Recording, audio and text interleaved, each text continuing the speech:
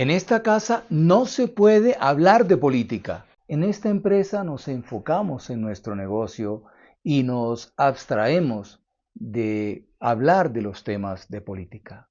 Hola, soy Humberto Rueda, soy sembrador de felicidad y experto en inteligencia espiritual aplicado al mundo organizacional y hoy te doy la bienvenida a este nuevo episodio de Ensamble Espiritual.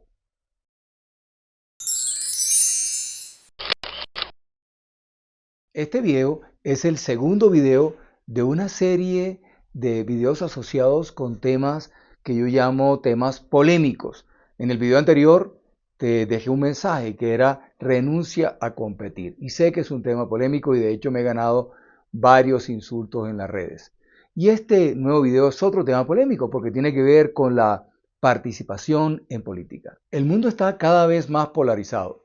En mi opinión, por la falta de diálogo y debate político en las células más esenciales de la sociedad, que son la familia, donde nosotros desarrollamos esa habilidad de diálogo, de actitud crítica, de argumentación, y en las organizaciones, que es donde nosotros ponemos nuestros talentos al servicio de los demás. Por eso quiero comenzar diciendo que para hacer un mundo mejor necesitamos estimular el debate y el diálogo político en las casas, así como la participación de las organizaciones en el entorno político. Huir al debate y a la confrontación política tiene un efecto muy dañino para la sociedad.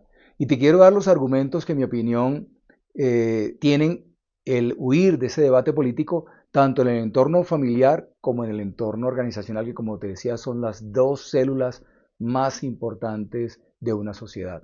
Comencemos con el entorno familiar. En las casas, la intención de no hablar de política es buscar la armonía en las relaciones. Pero la verdad es que no estamos promoviendo ninguna armonía. Lo que estamos promoviendo es la huida de las responsabilidades que nosotros tenemos como miembros activos de la sociedad. Y es que cuando nosotros decidimos no involucrarnos en hablar de política, en el debate político, y nos quedamos callados, lo que estamos haciendo es permitiendo que las personas menos aptas estén en esos roles que llevan el timón del mundo. No hablar de política es callar nuestra voz y desconocer nuestro poder y nuestro derecho a ser protagonistas en la historia. Y es que nuestro silencio es una traición a nosotros mismos y además al mundo, porque el mundo espera la mejor versión de nosotros. No tener debates políticos en la casa atrofia nuestro criterio y nos hace vulnerables al populismo, al engaño, a las falsas noticias, a la manipulación. Además, piensa que la falta de práctica en el debate político nos hace quedarnos sin argumentos para defender nuestras ideas y nos deja únicamente con el recurso del insulto, que luego después llega a esa violencia que nace de esa polarización ausente de argumentos para defender las ideas. La baja participación de política y la baja participación en el debate político en las casas, lo que está logrando es dejar a los menos aptos a cargo de los diferentes países.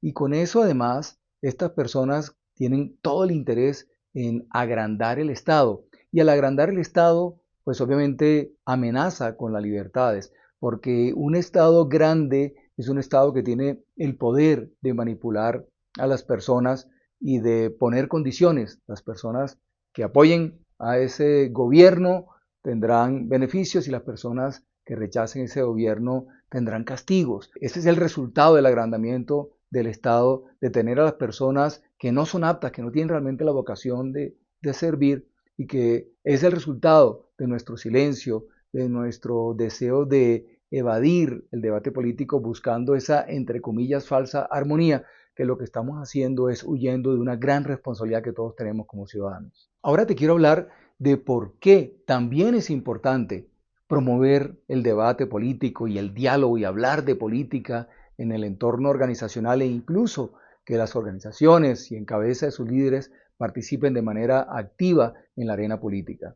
Lo primero es que en un estudio que todos los años se publica, que se llama el Edelman Trust Barometer, en el 2025, muestra que las organizaciones son la institución en la cual la gente confía más, mucho más que en los gobiernos, mucho más que en los ONGs, mucho más que en los medios de comunicación.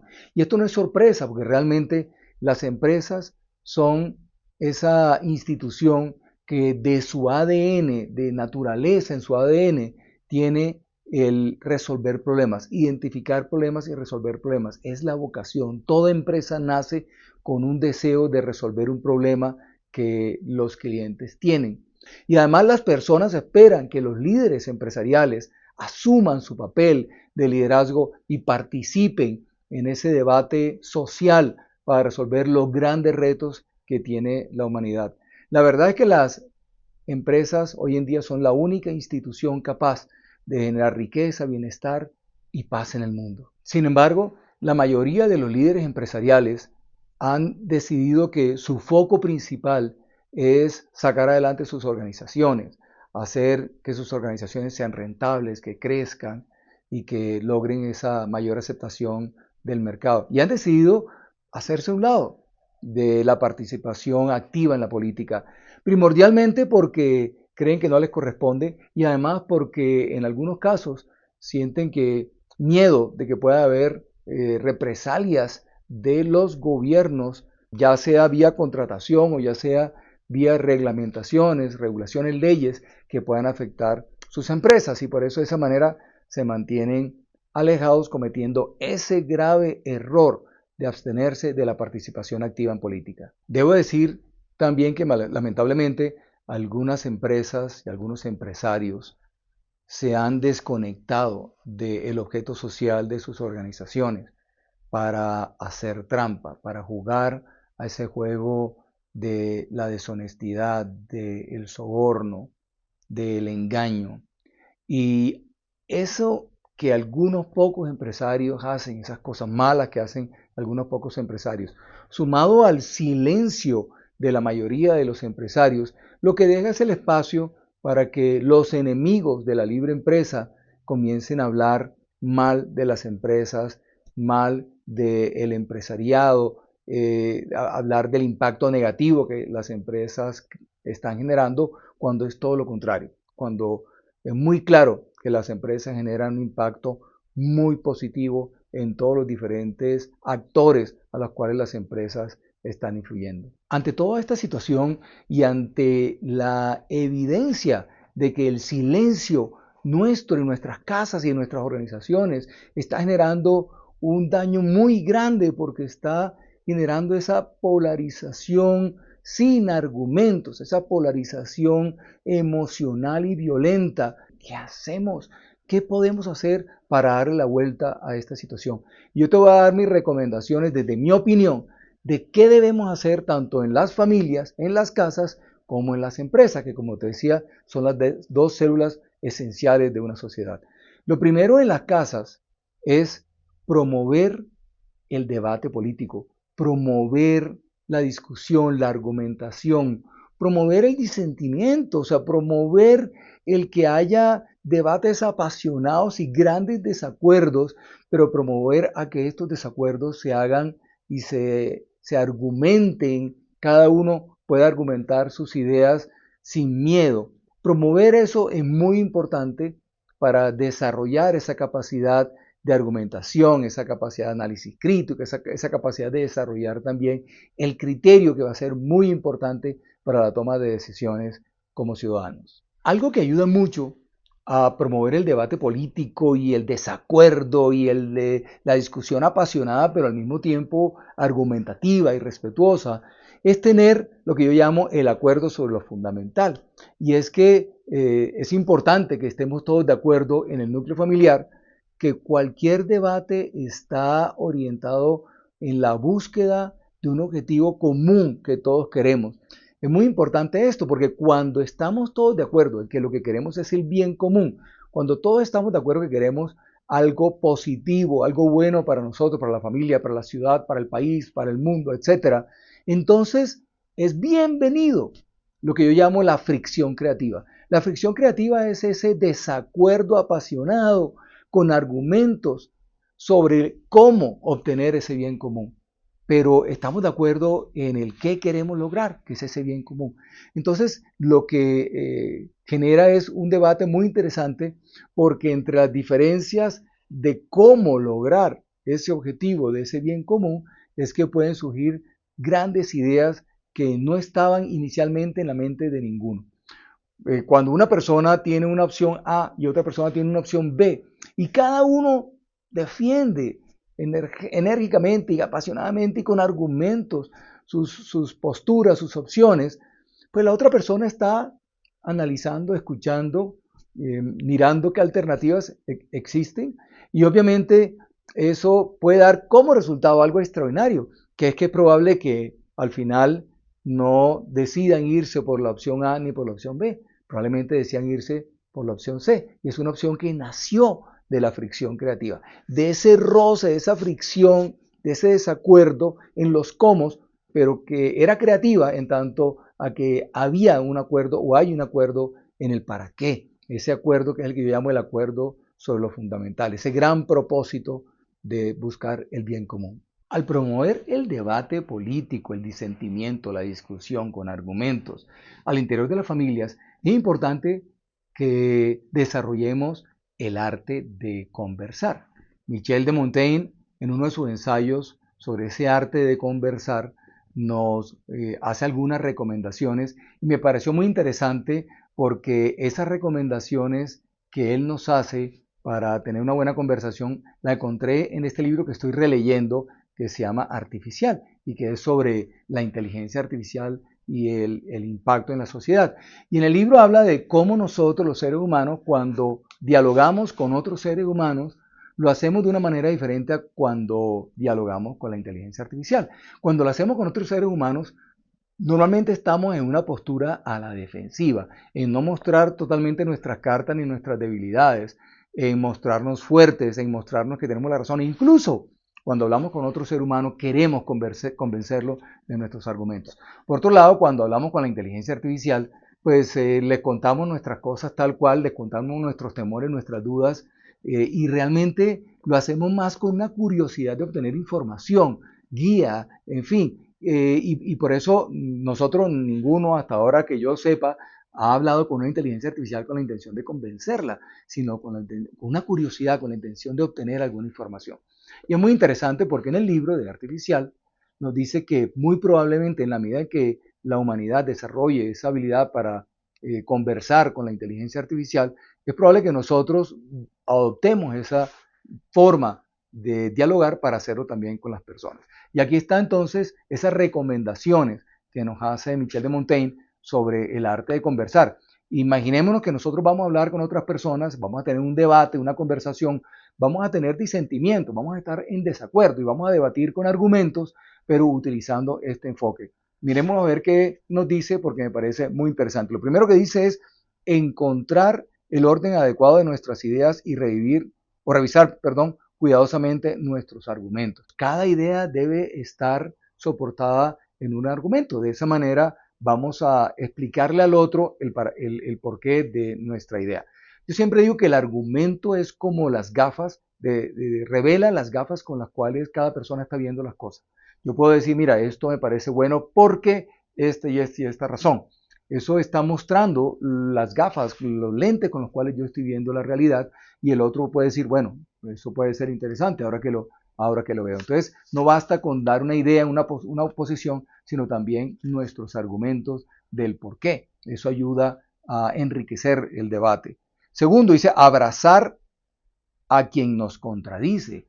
Es muy importante porque la persona con la que estamos debatiendo de alguna manera es como el sparring nuestro, o sea, nos está ayudando a fortalecer, a desarrollar nuestra habilidad para argumentar, nos está, digamos que, empujando a obligarnos de alguna manera a hacerlo bien, a argumentar bien. Y por eso debemos agradecer, porque gracias a esa persona nosotros estamos haciendo una mejor labor y estamos creciendo como personas, desarrollando nuestro criterio y nuestra capacidad de argumentación. El tercer punto dice, no hablar para convencer, sino para disfrutar, apreciar el ejercicio del razonamiento. A mí me encanta en lo personal debatir, me encanta, me gusta debatir, me gusta disentir, porque de esa manera practico mi capacidad de argumentar, pero también escucho los argumentos de la otra persona y muchas veces los argumentos de la otra persona retan mis argumentos y entonces o yo concluyo en que la otra persona tiene mejores argumentos que los míos o yo a lo mejor encuentro otra forma de argumentar mejor las ideas en particular. Lo cuarto dice Dudar de uno mismo y recordar que siempre podemos estar equivocados. O sea, siempre argumentar, pero estar abiertos a escuchar los argumentos de la otra persona. Como te decía, si los argumentos de la otra persona superan los míos, pues estoy obviamente en una postura donde tal vez yo necesite cambiar las ideas que yo tenía o los argumentos en particular. Si hay un debate es porque no hay una verdad absoluta. Si hubiera una verdad absoluta no habría razón para el debate. Entonces, desde esa postura, estar siempre con esa sospecha de que podemos estar equivocados. Otra de las cosas que menciona es usar la conversación como un espacio vital para juzgar nuestras propias ideas.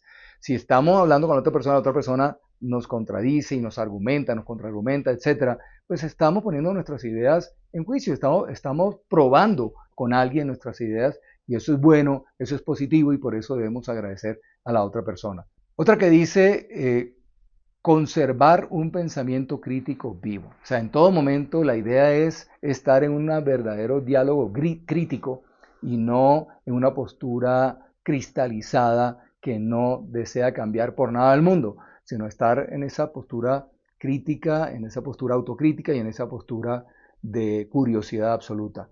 Lo otro dice evitar prejuicios, diferenciando los ejemplos concretos de las generalizaciones. Es muy importante esto porque muchas veces generalizamos a partir de un hecho en particular. Y por último dice reflexionar sobre lo que hemos aprendido del otro en la conversación. Y básicamente la invitación ahí es que cada espacio de diálogo, de debate, de conversación, de disentimiento, en fin, es una oportunidad para crecer. Y al final, casi siempre, o siempre diría yo, todos ganamos al haber hecho ese debate político. Imagínate en las familias renunciando a esa experiencia tan hermosa, tan enriquecedora, tan engrandecedora, tan educativa, que nos ayuda a desarrollar esos criterios como buenos ciudadanos y los estamos evitando y los estamos huyendo a esa responsabilidad, pero también huyendo a esa gran oportunidad al decir no al debate político al interior de nuestras casas. Cuando debatimos, ganamos. Cuando debatimos, crecemos. Cuando debatimos, nos engrandecemos. Entonces, digamos que esas son como las recomendaciones para que a partir de ahora mi invitación es, por favor, casi que lo digo y lo pido por favor, porque es que el mundo lo necesita. Tú y yo lo necesitamos, todos necesitamos, porque el mundo necesita que cada uno de nosotros, desde el hogar donde nosotros nos formamos, que es esa célula primordial, nosotros nos preparemos para realmente aportar al mundo y ser protagonistas. Ahora te quiero hablar del lado de las empresas. En las empresas también necesitamos promover el debate político, el diálogo de política al interior de la organización, pero también la empresa necesita, y a través de sus líderes, ser más protagonistas y participar más activamente en la política y en todas las acciones que se realizan en la sociedad. Y lo primero es que las empresas tienen que tener algo muy claro, que lo decía hace un rato, según el reporte de Edelman, el Trust Barometer, el barómetro de confianza de Edelman, versión 2025, y que viene por varios años igual, o sea, no es algo nuevo, donde dice que la sociedad, las personas confían más en las empresas que en cualquier otra institución. Lo primero es que como empresarios necesitamos honrar esa confianza que las personas tienen en nuestras organizaciones. Necesitamos honrar esa confianza. Y para eso, digamos que hay una gran guía, que hoy en día hay un movimiento muy interesante que se está dando, que se llama el capitalismo consciente.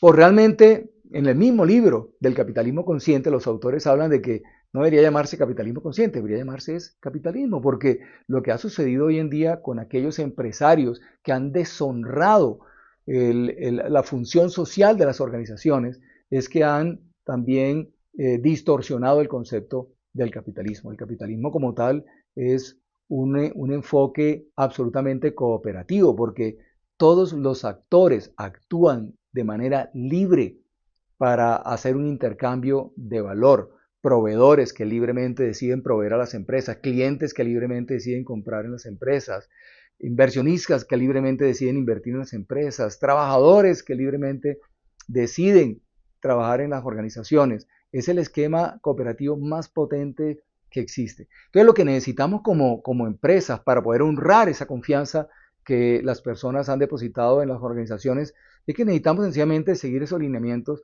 que en el capitalismo consciente nos dicen al final no es otra cosa sino tener un propósito claro, un propósito inspirador, un propósito de agregar valor social al mundo y regirnos por ese propósito para impactar a todos los implicados a través de nuestras acciones como empresa, a nuestros colaboradores, a los inversionistas, a los clientes, a los proveedores, a la comunidad, al gobierno con el pago de nuestros impuestos y en la participación también política cuando el país o cuando la ciudad o cuando la comunidad nos llama. Cuando una empresa hace esto y vive su propósito, gana credibilidad y autoridad, respeto de toda la comunidad, la sociedad. Y va a ser muy difícil que voces malintencionadas quieran destruir el concepto y la estructura de la libre empresa. Y lo otro que hay que hacer en las organizaciones es promover al interior de la organización con sus colaboradores el disentimiento, el debate, la discusión en todos los aspectos de la empresa, pero también en aspectos de la sociedad, promover el debate político, incluso ser el vehículo para estimular la educación en política, la participación en política, para que todas las personas, todos los ciudadanos podamos ser partícipes activos y además tengamos los buenos criterios desarrollados para poder tomar mejores decisiones en todo momento y en especial a la hora de elegir a las personas que queremos poner en nuestro nombre para que manejen el timón del país. Es probable que este tema sea polémico, es probable que algunos que ven este video les guste lo que estoy diciendo y estén de acuerdo, es probable que a otros no les guste para nada y estén absolutamente en desacuerdo. Bienvenido el debate político. Coméntame si hay desacuerdos, coméntame si hay acuerdos, promovamos el debate político, está bien, porque lo que necesitamos justamente es enriquecer. Y de hecho la invitación al final es, necesitamos comenzar a pensar en la política, a pensar con pensamiento político, con ideas, con argumentación, porque eso nos va a motivar, nos va a dar la seguridad para comenzar a hablar de política, para volver a hablar de política en las casas como lo hacíamos antes y también en las organizaciones. Porque cuando nosotros desarrollamos esa habilidad de pensar que nos hace luego, que nos anima a hablar de política, el siguiente paso inevitable, imparable, es hacer política, participar activamente en la política, que es algo que tenemos que hacer todos. ¿Y por qué tenemos que hacerlo? Bueno, porque es bueno, porque es lo correcto, porque esa es nuestra obligación como ciudadanos. Eso es todo lo que tenía para compartirles el día de hoy. Es un tema que sé que es polémico y les compartiré en los próximos videos otros temas también polémicos. Así que, como siempre, si este video te gusta, por favor, dale like, compártelo con tantas personas como puedas para que otros también se puedan beneficiar y suscríbete a este canal donde sea que estés viendo este video para que te avise cada vez que salga un nuevo contenido. Yo soy Humberto Rueda, soy sembrador de felicidad y experto en inteligencia espiritual aplicado al mundo organizacional y te deseo que tengas un día espectacular, extraordinario. Chao, chao.